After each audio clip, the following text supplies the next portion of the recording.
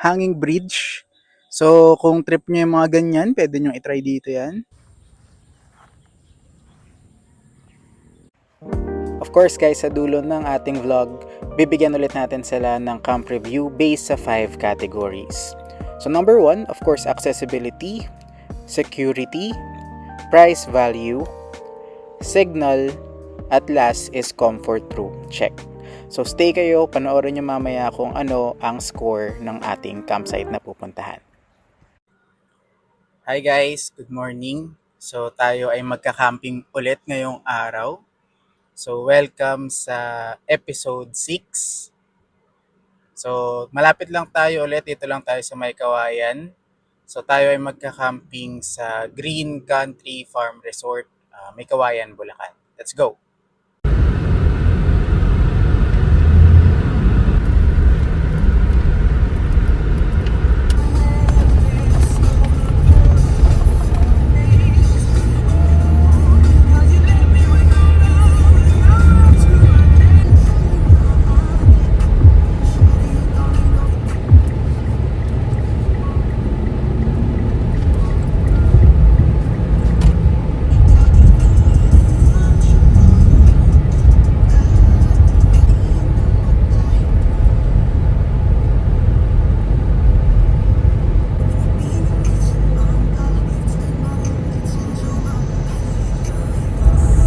So makikita nyo dito guys, so far sobrang ayos din naman nung daanan.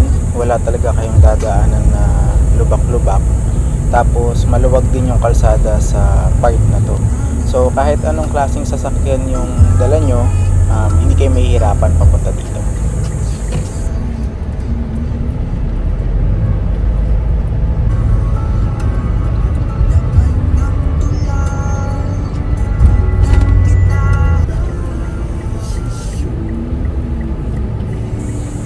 Dito lang sa part na to yung medyo magsisikip ng onte, pero hindi pa rin naman ganun kasikip kasi kita nyo naman meron lang truck na dumaan. Pero compared lang dun sa mga una nating dinaanan, mas masikip lang ng kaunti. So ang palatandaan nyo dito yan yung Iglesia ni Cristo, pero kaya nyo namang ilagay mismo sa Waze yung pangalan ng campsite or ng resort na to. So Green Country Farm and Resort. Tapos yan na agad yung gate, busina lang kayo, bubuksan na agad yan nila ma'am.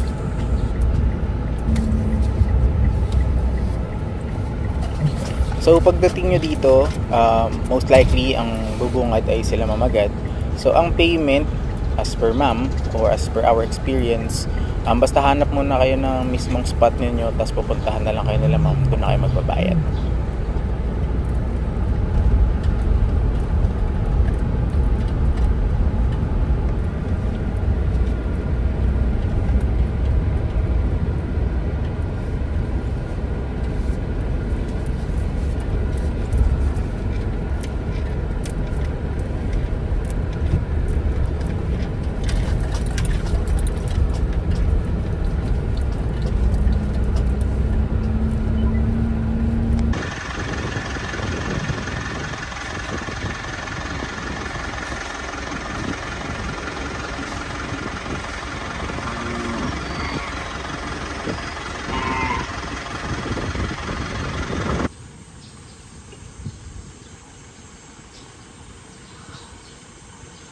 Hello guys! So nandito na tayo sa ating bagong campsite na na-discover. Actually sobrang lapit lang nito sa amin sa Marilao. Dito lang to sa May Kawayan, Bulacan. Tapos siguro mula SM Fairview 30 minutes lang siya. So sobrang lapit nito. Tapos kanina na-meet ko mismo yung may-ari, si Tatay. Sobrang bait niya guys. Actually ngayon pa lang sinasabi ko na ano, pag naghahanap kayo ng campsite, please unahin nyo o isama nyo sa pagpipilian itong Green Country Farm and Resort kasi sobrang lawak niya. Ipapakita ko sa inyo mamaya kung gaano siya kalawak. Actually, naikot ko na, tinura ko ni tatay pero nakakotse kami. Pero mamaya tignan natin ulit. Tapos ang daming mga animals dito. Papakita namin lahat. And ang daming puno. So, yun, tapusin nyo yung video, banggitin namin yung price and itutour ko kayo. So mag-setup muna tayo guys.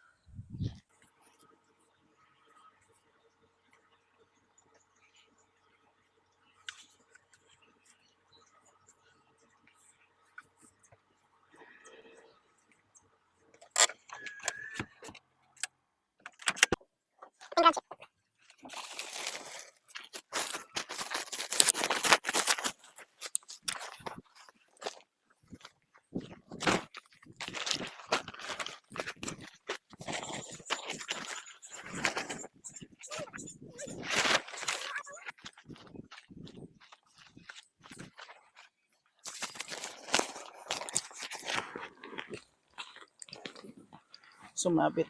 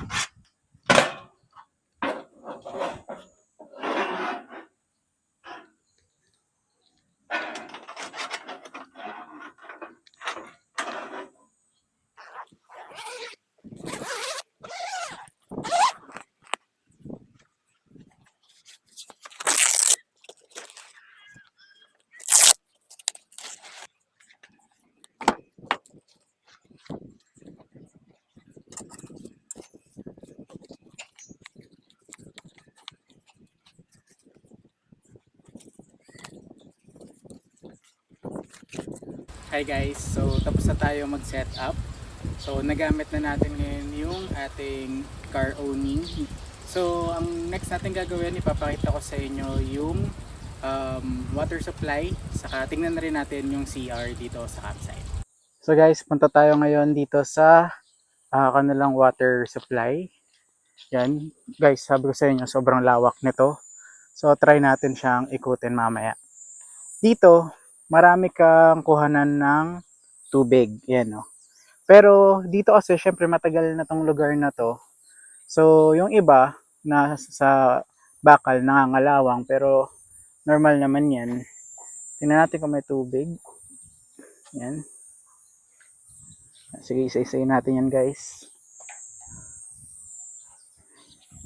Natin kung nandito may tubig. Yan. So yan, meron na siyang tubig guys.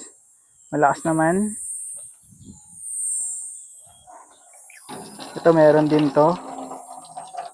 Yan. Ito meron kaya to. Ito meron din. So yung mga una lang na yun wala pero ito lahat meron yan. Okay guys, so next naman yung CR. So meron dito, ito yung pambabae. Yan, then nandun yung panglalaki. Guys, actually kanina nung pagdating namin dito, nakausap namin yung mismong may-ari, si tatay. Sobrang lawak nito. Nakalimutan ko lang binanggit niya kanina kung gaano kalaking hectares. Isang laki. Nilibot din namin to kanina, sobrang laki talaga. Tapos, marami daw talagang pumupunta dito dati na yung mga nagbo-boy scout. Guys, I think ito yung CR ng lalaki. Silipin natin. Pasok tayo.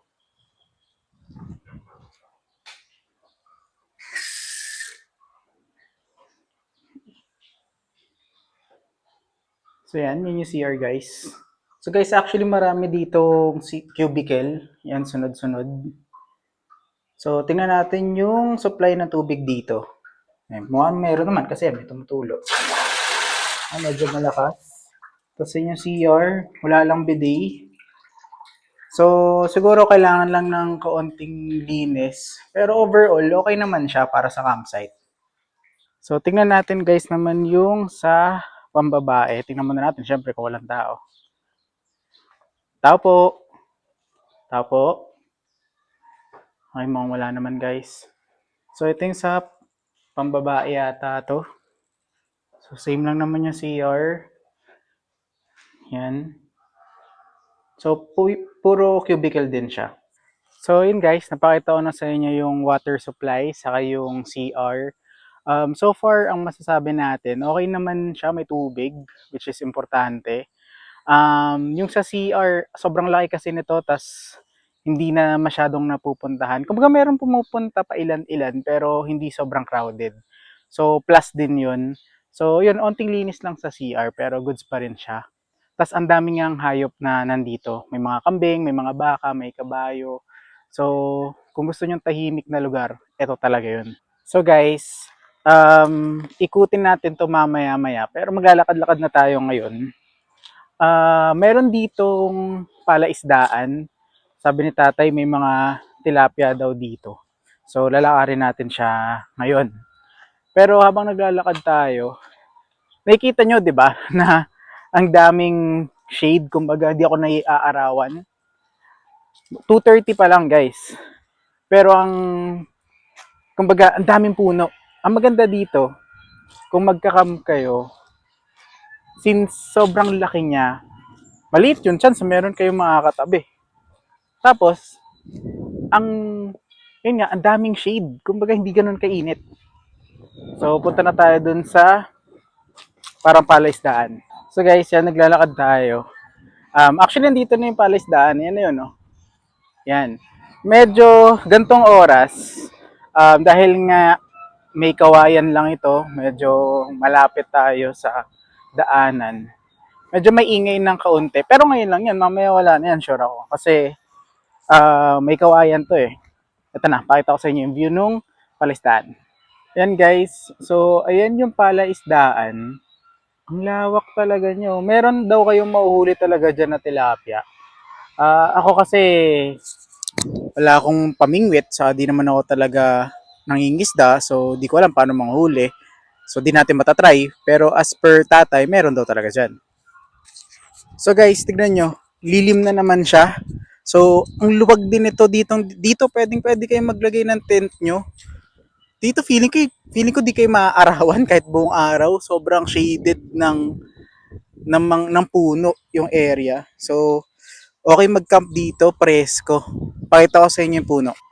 So, yun yung sinasabi ko sa inyo guys, na yun yung puno. So, shaded siya. So, hindi kayo maaarawan dyan.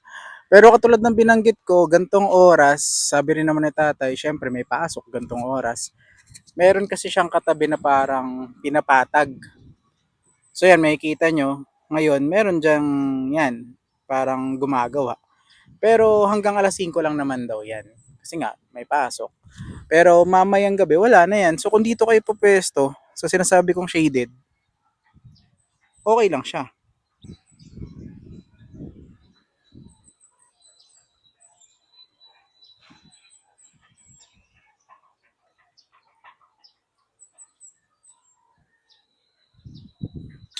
So ito guys, pwede rin kayo dito mag-camp. So ayun yung setup natin.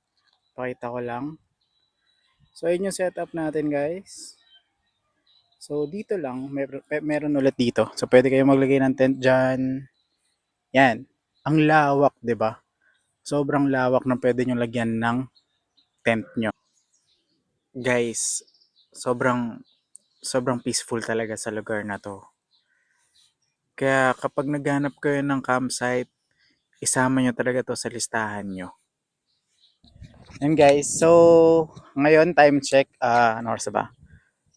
Magpa 5, 4:30 actually.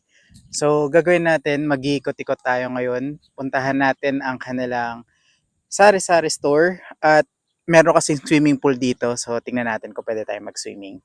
Ulitin ko lang guys, wala tayong kasama na kahit sinong campers dito. Tayo lang, solo natin ang campsite. Sobrang ganda niya talaga. Tara! Bago yun guys, paito lang yung setup natin mula sa malayo. Ayan oh. Yan guys. Tapos tingnan nyo, wala talaga tayong katabi kasi solo natin ang ating campsite ngayon. Guys, tingnan nyo naman kung gaano kalawak ang campsite na to. So yan, dyan oh, pwede kayong magtayo ng tent nyo dyan.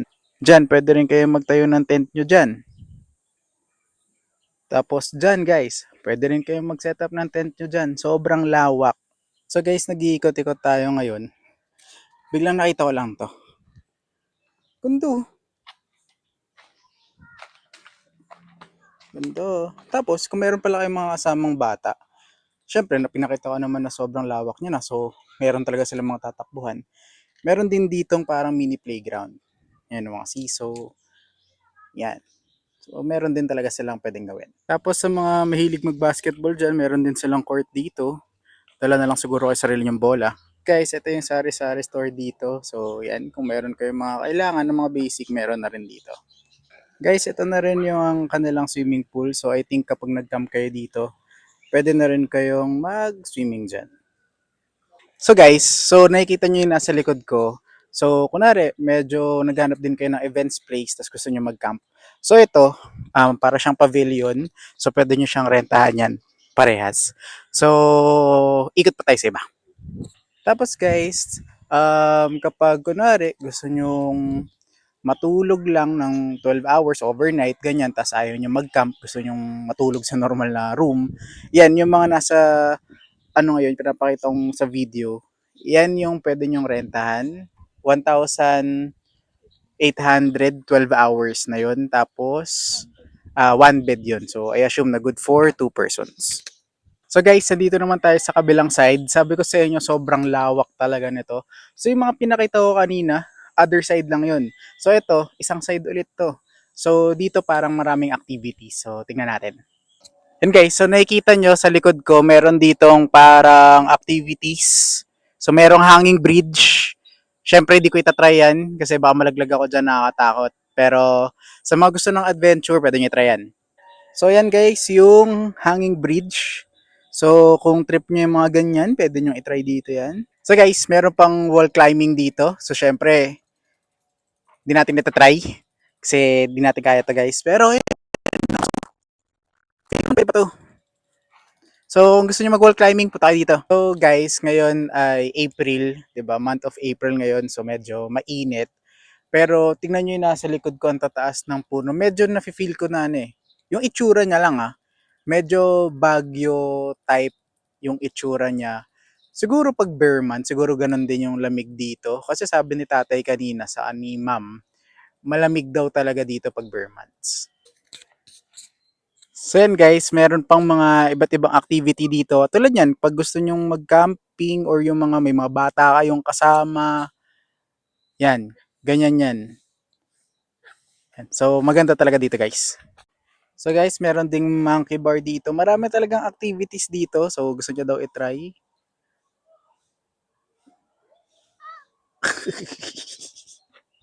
Diyan guys, pwede rin kayo mag-set up ng tent nyo. Ang lawak talaga nito.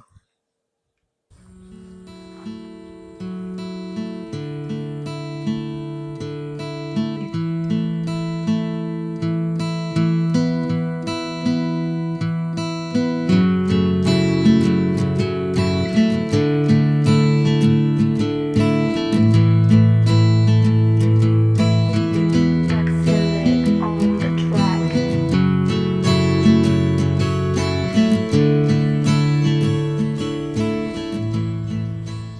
Guys, so solo natin, katulad na binanggit ko kanina, solo natin yung camp. So tingnan nyo lang kung anong itsura, 'di ba? Napaka lawak.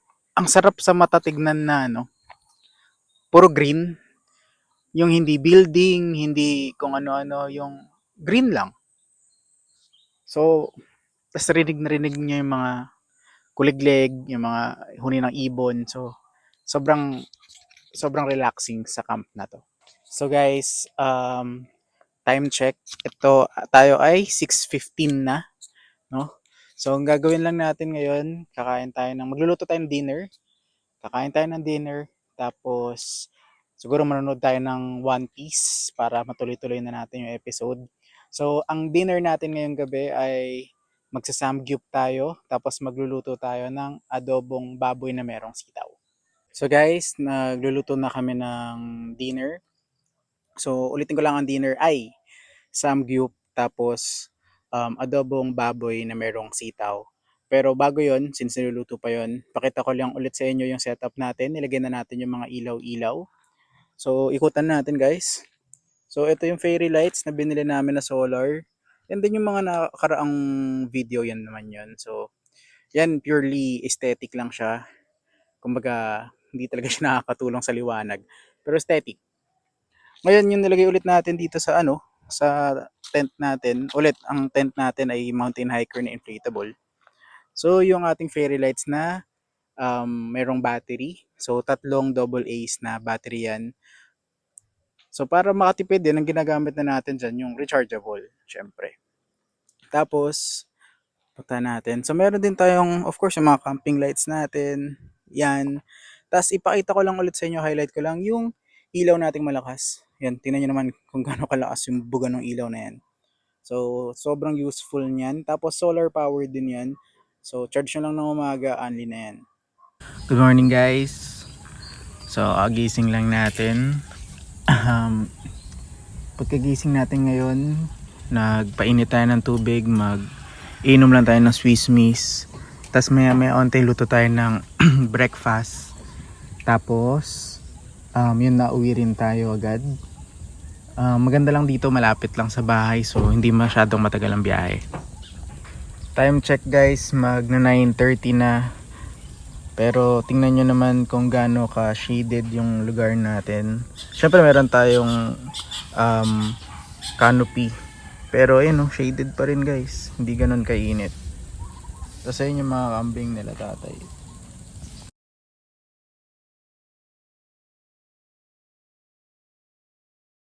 So hi guys, good morning ulit.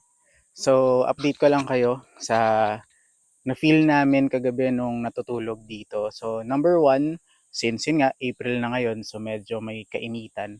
Pero nakatulog naman kami ng maayos. So more on ano lang, yun pala, dala kayo ng mga mosquito repellent kasi medyo maraming lamok. Pero nung naglagay naman kami ng of lotion, nawala naman siya. So, yun. Number one, dala kayo nun. Tapos, much better na dala rin kayo ng mga electric fan. Hi guys, so ito muna ating brunch ngayong araw. So, corn beef, tapos tortang talong sa mangga. Di tayo mag-rice. After nito, magliligpit na tayo, tas bounce na tayo. So, hello guys. So, nakapag-ligpit na kami. Nakapag-CR na rin kami, nakaligo na kami.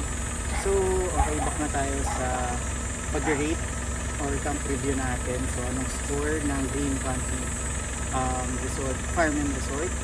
So, accessibility, number 1, plus points sila doon kasi sobrang okay ng daan dito. Kahit anong sasakyan, pwedeng pumunta dito.